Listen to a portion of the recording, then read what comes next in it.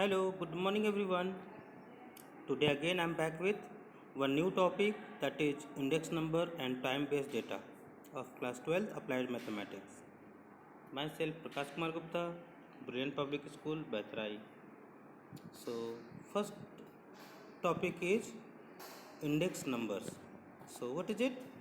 A measure that summarizes the change in the level of activity or price or quantity of a single item or a basket of related items, means so many items from one time period to another. Second thing, expressing the value of an item in the period for which the index is calculated as a ratio of its value in the base period. Base period means starting period, or from where we are taking the reference. Index is percentage value also sometimes. So index numbers formula is value of the period of interest divided by value of base period multiplied by 100.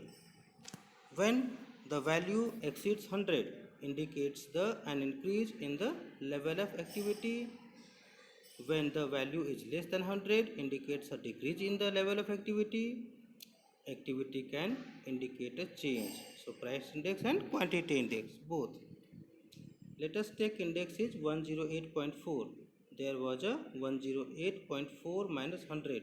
So 8.4% increase. Similarly, we can find for the decrease also. Next, price index and quantity index. So price indices P, price of the item in the period of interest is Pn, and price of the item in the base period we are taking as P naught. Quantity index, same way, quantity of the item in the period of interest is Qn, and for the base period is Q naught. Now uses of index numbers, where we are using it: measuring the change in the price level, measuring the change in the value of money, measuring the changes in the cost of living, or to know about the market conditions. For all these things index numbers are used. So simple average of relatives method to finding the index numbers. So the current year price is expressed as price relative of the base year price. These prices relatives are then averaged to get the index number. So the formula for finding the index number is P01 is equal to sigma P1 upon P0 multiplied by 100 divided by n, where n is the number of items. This was percentage. Now quantity index number. Quantity index number are designed to measure the change in the physical quantity of goods over a given period. These index numbers represent the increase or decrease in physical quantities of goods produced or sold. The measure of construction of quantity index is same as that of price index. Simple quantity index number, how we are finding Q01 equals to sigma Q1 by sigma Q0 multiplied by 100. Now here one construction of index number is there. Okay, some commodities are given ABCDE. Their prices are given in 2011. Then their prices are given in 2012. Base price we are taking 2011 and 2012 current year. Okay, so index numbers we are finding for all one by one. So simple average of the price relative method, first method. Second method, simple aggregative method. Both formula we have applied and found the index numbers. Only one difference is there in the simple aggregative price relative method. Upon n is there. N means total number of years, and here nothing is there. Now next is weighted aggregative method. In this method we are taking the quantity or the weight also. Okay, and then we are finding using the Laplace. So many methods are there for finding weighted aggregative method. So first one we have used here, Laplace, Laspeyres price index. Okay, and this formula is given and we have found, you can observe it. Next is Paasche method. This method was devised by a German statistician, Paasche, in 1874.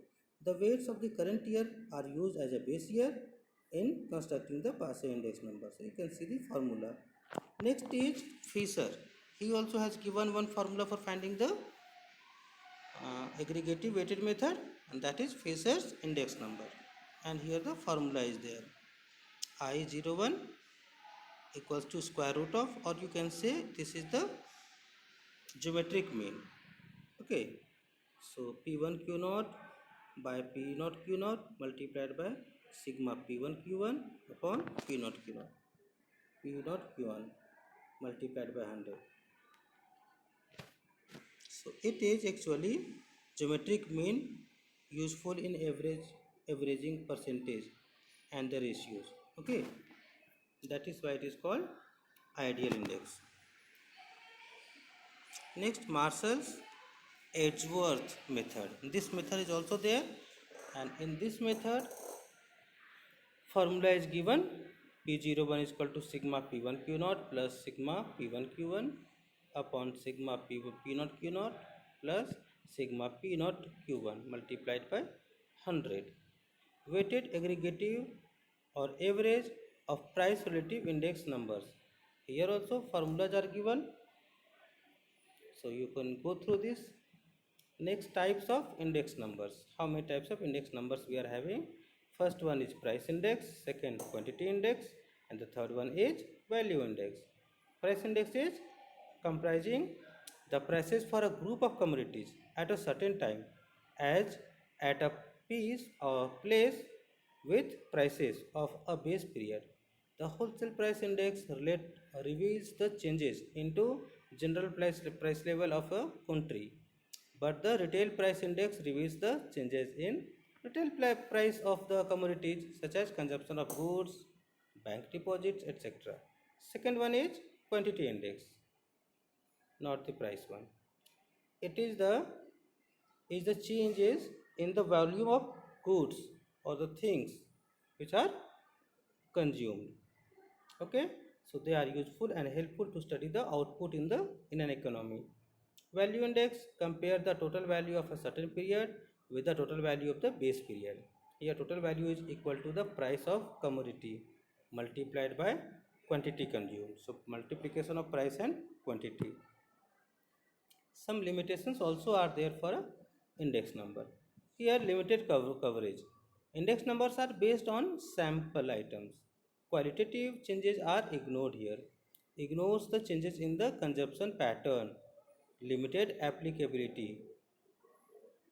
Misleading results like index numbers may not be perfect in wrong base year, has been taken, wrong formulae or wrong weight is taken, and next is based on average. So these are the limitations.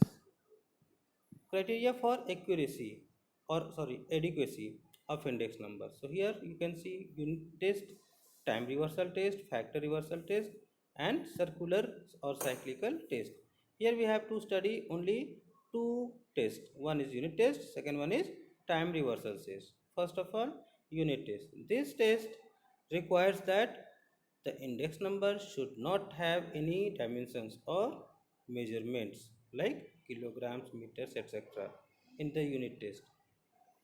Second, this is so because index number is a ratio of two quantities and indicates only the relative change, as can be seen that all the three index numbers mentioned above so satisfy this criterion. Next is again unit test only. This test requires that an index number formula should be such that it does not affect the value of the index number, even if the units of the price or quantities quoted are altered. Okay, this test satisfied by all the index formulas. So second one is time reversal test. Laspeyres index number does not satisfy the adequacy criteria of the time reversal test. Second, Paasche index number does not satisfy the adequacy criteria of the time reversal test.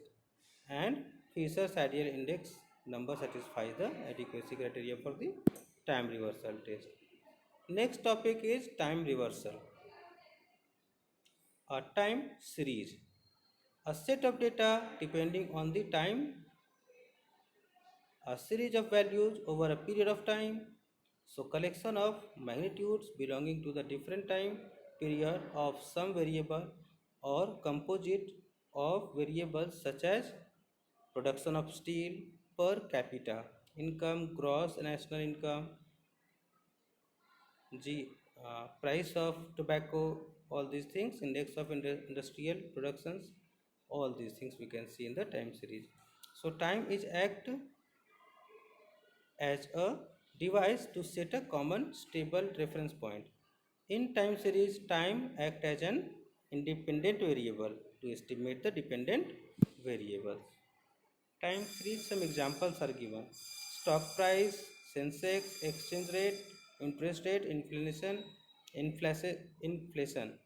rate, national GDP, retail sales, electric power consumption, number of accidents, fatalities.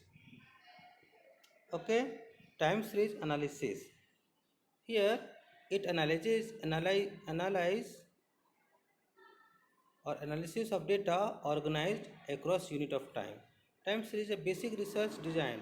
Data for one or more variables is collected for many observations at different time periods, usually regularly spaced, may be either univariate or multivariate. In univariate, one variable description, but in multivariate, casual explanation. So, time series analysis. Time series are analyzed to discover past pattern of variability that can be used to forecast future values.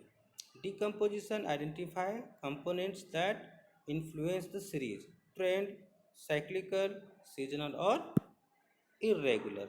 Trend analysis by moving average method. So one method is given here, like example, year 1994, how many response? 2. 1995, 5. So like that the data is given. Now moving, we are taking 3 years first. Starting 3 years means 2, 5 and 2. What is the average? We are getting 3. Then second, third and fourth. We are getting the average again 3. We are adding and dividing by 3 actually. Okay. So the next one is we are getting 3.67 and last one 5. Okay. So if we draw the graph for this, so we will be getting this graph. Now consumption of straight line trend using the method of least square. So this one method also we can apply for the trend line. Okay. Thank you very much everyone.